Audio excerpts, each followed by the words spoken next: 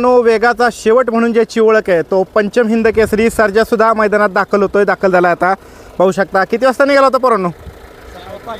पहाटे 5ला निघाला होता का? बरं, चला शुभेच्छा तुम्हाला.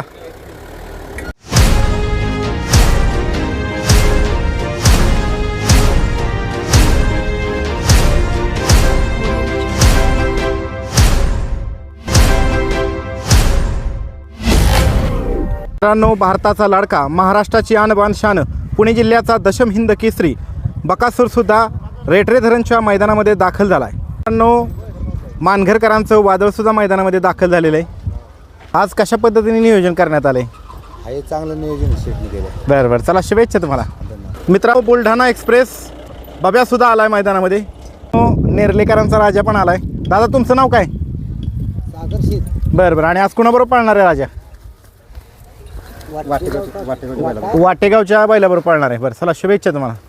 मोठ्या मैदानाचा मोठा वस्ताद म्हणून ज्याची ओळख आहे प्रसिद्ध बैलगाडी मालक सचिन शेठ चव्हाण वाई यांचा रायफल 81 सुद्धा मैदानामध्ये दाखल झाला आहे. दादा, कसं काय नियोजन आहे आज? नियोजन आज संजोन सचिन शेठ. बरं, पण माहित नाही. पहिला अजून तुम्हाला माहीत नाही, पण मोठ्या मैदानाचा मोठा वस्ताद मोठ्या मैदानात दाखल झाला आहे. आणि अजून दुसरी कोणती आणलीत बैल? म्हणजे एकच आणलाय. एकच आणलाय. बरं, चला खूप खूप शुभेच्छा तुम्हाला दादा. धन्यवाद.